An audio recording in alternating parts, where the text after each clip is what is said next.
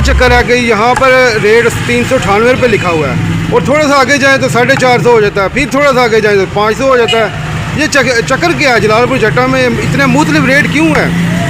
मुख्तलिफ रेट जो भाजी जो कोटकली जी डाल के जो कर देता 400 तो बगैर जो गौरमेंट के रेट से ही देता, जो ना कोटकली जी ने पानी हो तो फिर अपनी मर्जी है। अच्छा, ये पोर्ट गलेजी के साथ इसका रेट बढ़ता है। अब असल सवाल यह है, मुर्गी के रेट इतने नीचे, बाकी हर चीज महंगी क्यों? चिकन तारीख की कम तरीन सतह पर आज सेल हो रहा है 350 रुपए किलो। अवाम हैरान और परेशान। दाल, आटा, सब्जी और घी बदस्तूर आसमान पर।